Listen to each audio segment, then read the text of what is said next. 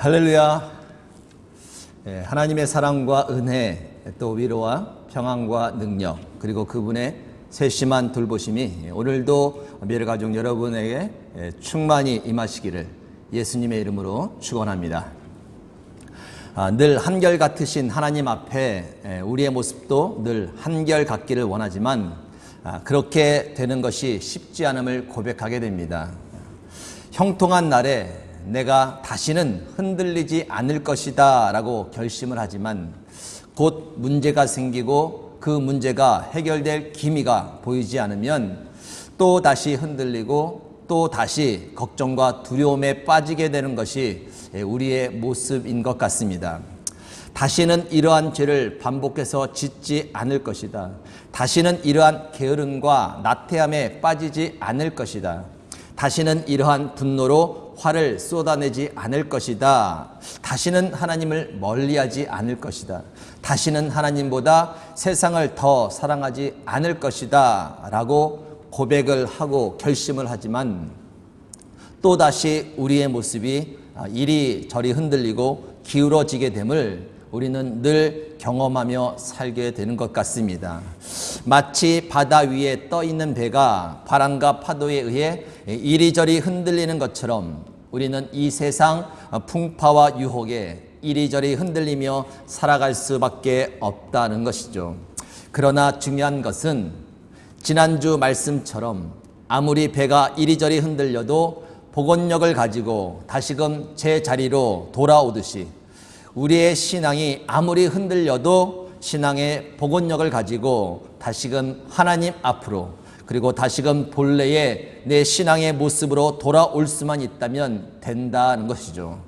오늘 이 예배를 통해 그리고 오늘도 선포되는 하나님의 말씀을 통해 혹 잠시라도 흔들리고 또 기울어졌던 신앙의 모습이 있다면 다시금 제자리로 돌아오는 은혜의 시간이 되실 수 있기를 주님의 이름으로 축원합니다. 오늘의 말씀의 제목은 한번 따라하시기 바랍니다. 마음을 정합시다. 마음을 정합시다. 어떤 마음을 정해야 하는가? 오늘 본문 말씀이 기록된 시편은 다윗이 쓴 시편입니다. 그는 이렇게 고백을 합니다. 7절 말씀.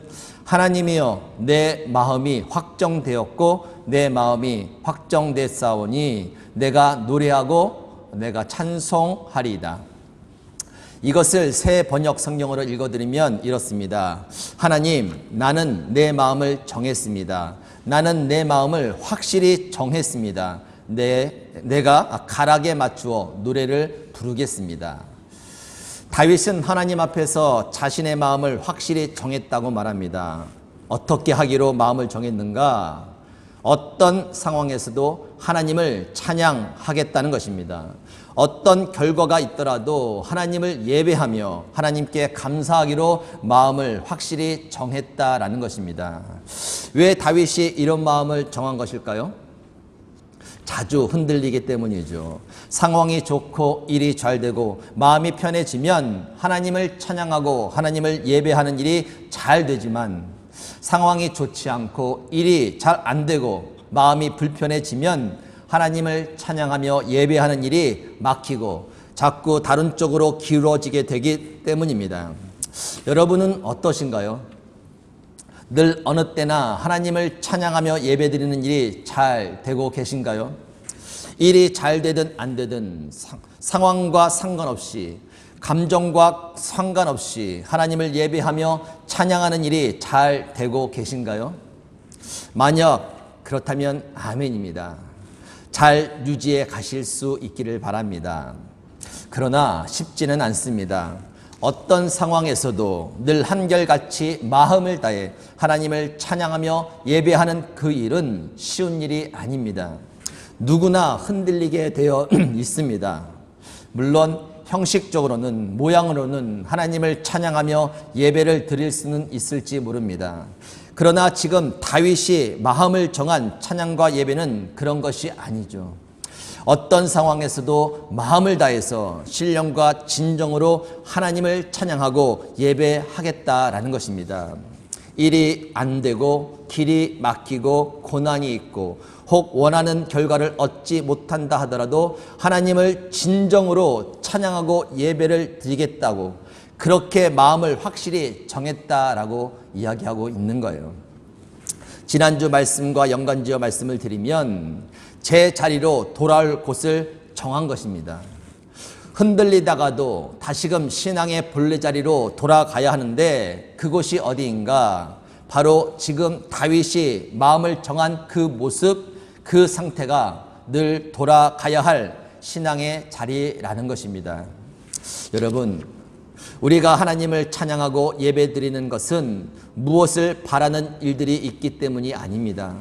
하나님을 찬양하고 예배를 잘 드리면 문제가 해결되고 일이 잘 풀리고 고난이 사라지고 내가 원하는 것들을 얻을 수 있게 될 것이다 라는 마음과 생각으로 하나님을 찬양하며 예배하는 것이 아니다 라는 것입니다. 물론 하나님을 의지하며 하나님을 예배하는 자들에게 하나님께서 은혜를 베풀어 주십니다. 때로는 문제가 해결되고 때로는 막혔던 것이 풀리고 고난이 사라지고 건강도 회복되고 돈이 생기고 사업이 잘 되고 원했던 결과를 얻게도 해 주십니다. 그래서 그러한 것들이 하나님을 찬양하고 예배하는 데 있어서 큰 힘이 되기도 합니다. 그러나 그것이 하나님을 찬양해야 할 근본적인 이유가 될 수는 없다는 것입니다. 만약 그러한 것들이 이유가 된다면 흔들리게 되어 있습니다. 상황에 따라 내 감정에 따라 우리의 찬양과 예배가 흔들릴 수밖에 없다라는 것입니다. 우리가 하나님을 찬양하고 예배드려야 할 이유는 단 한 가지입니다. 그분이 우리의 하나님, 우리의 아버지가 되시기 때문입니다. 그것이 전부입니다. 다른 어떤 이유가 있어서는 안 됩니다. 자녀가 부모를 공경해야 할 특별한 이유가 있습니까?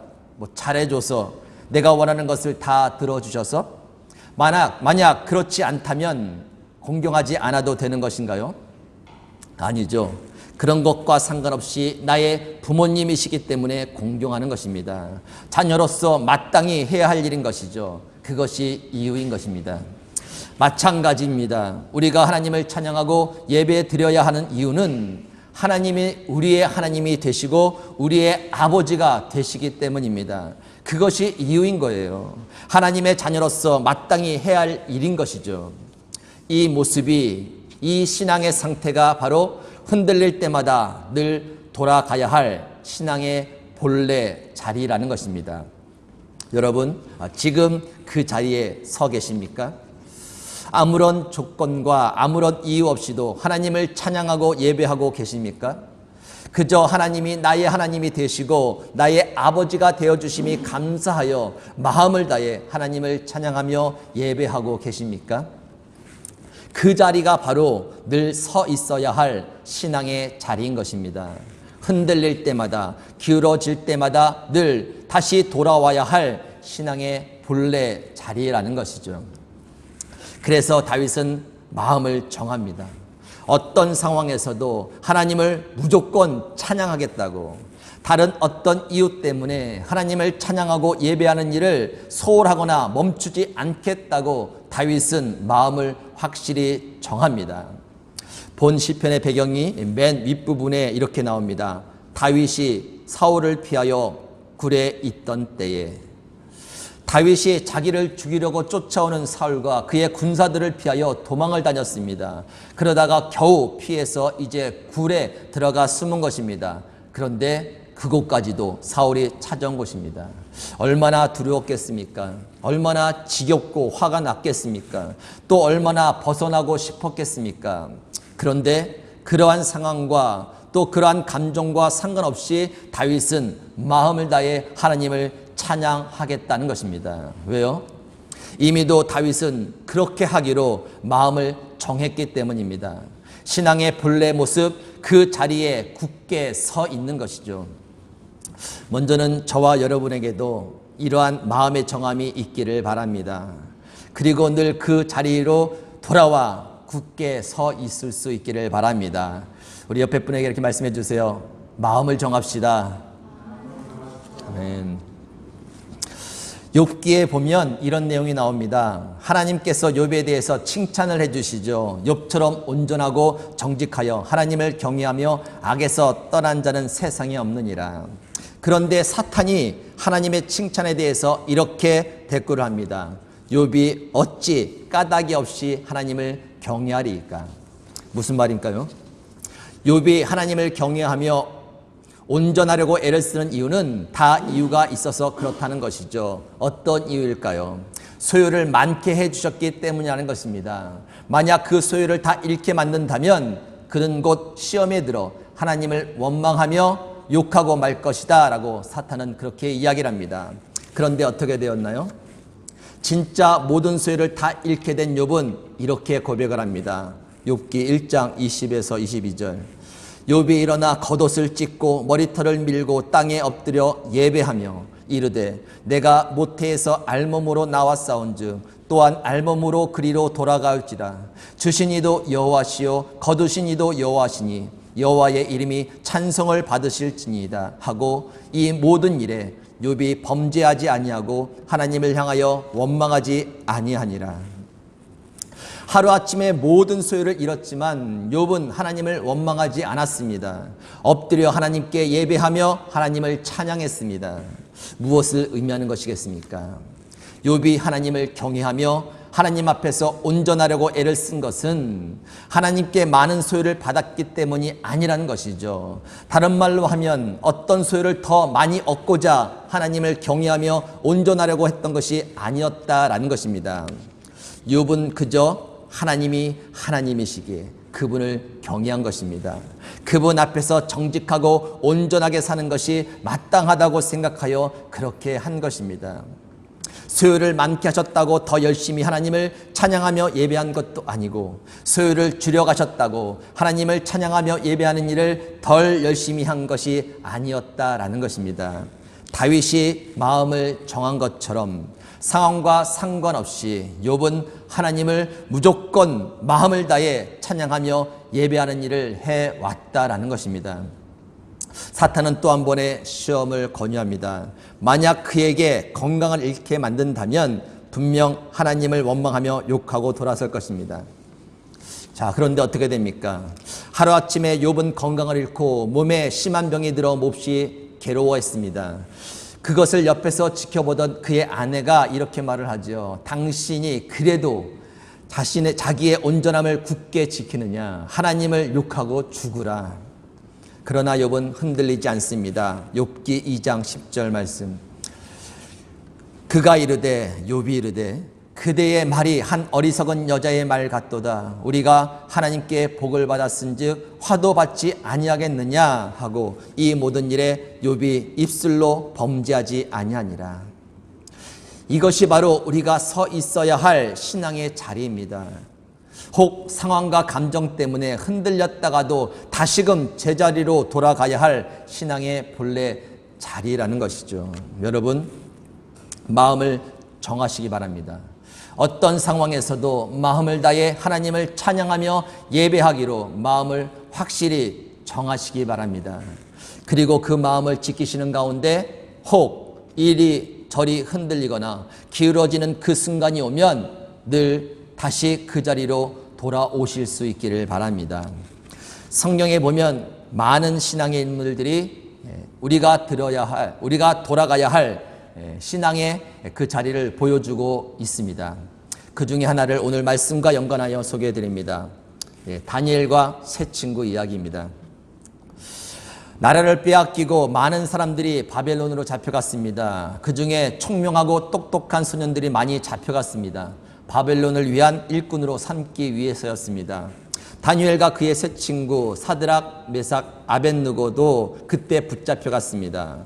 워낙 뛰어난 소년들이었기 때문에 시간이 지난 후에 그들이 바벨론 왕국의 주요 관직들을 다 맡게 되었습니다. 그런데 일이 생깁니다. 바벨론의 왕 느부갓네살이 엄청나게 큰 금 신상을 만들어 놓고 그 앞에 절을 하게 한 것입니다. 그리고 만약 그 금신상 앞에 절을 하지 않는 자들은 뜨거운 풀무불에 집어 넣을 것이다라고 그렇게 엄포를 놓습니다. 풀무불은 불이 타는 용광로와 같이 뜨거운 그런 곳이죠. 그런데 사드락, 메삭, 아벳느고, 다니엘의 이 세 친구들이 그 앞에서 절을 하지 않는 것입니다. 하나님 앞에서 우상을 섬길 수 없었던 것이죠. 평소에 앙심을 품고 있던 어떤 신하가 왕에게 고자질을 합니다. 그래서 그들은 왕 앞에 잡혀갑니다. 왕이 그들을 회유합니다. 지금이라도 금신상 앞에 절을 하면 풀무불에 넣지 않을 것이다. 잘 결정을 해라. 그런데 그들은 이렇게 이야기를 합니다. 다니엘서 3장 16절에서 18절. 사드락과 메삭과 아벳느고가 왕에게 대답하여 이르되 느부갓네살이여 우리가 이 일에 대하여 왕에게 대답할 필요가 없나이다. 왕이여 우리가 섬기는 하나님이 계시다면 우리를 맹렬히 타는 풀무불 가운데서 능히 건져내시겠고 왕의 손에서도 건져내시리다. 그러면서 이어서 이렇게 이야기를 합니다. 그렇게 하지 아니하실지라도 왕이여 우리가 왕의 신들을 섬기지도 아니하고 왕의 세우신 금신상에게 절하지도 아니할 줄을 아옵소서. 그렇게 하지 아니하실지라도 무슨 이야기입니까?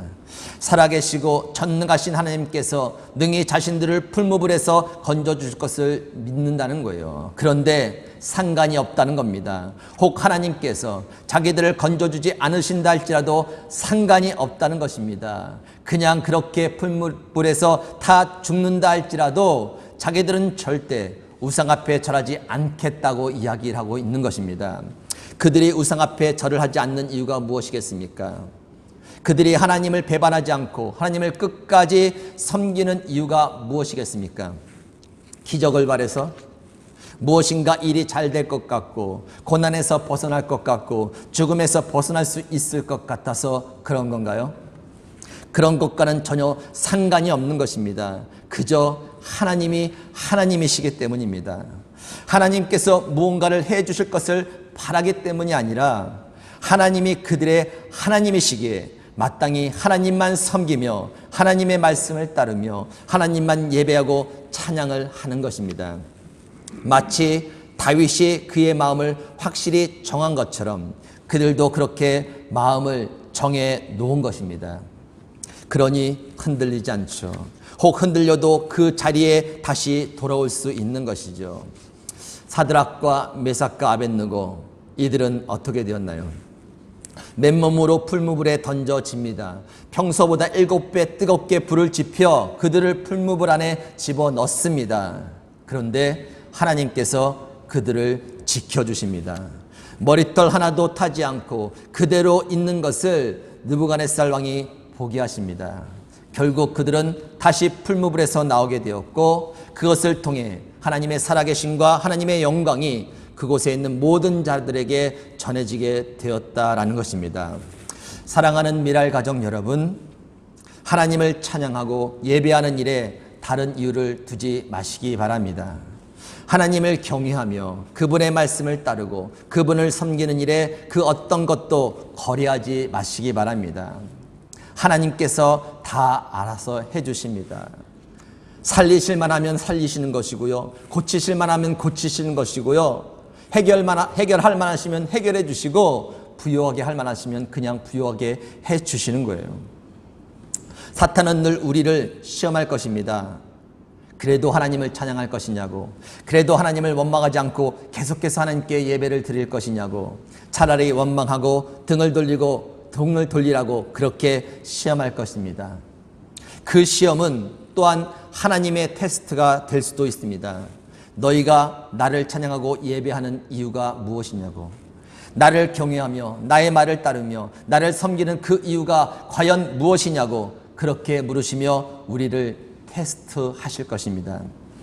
오늘 다윗이 마음을 정한 것처럼 우리도 확실히 마음을 정합시다. 하나님이여, 내 마음이 확정되었고 내 마음이 확정되었사오니 내가 노래하고 내가 찬송하리이다.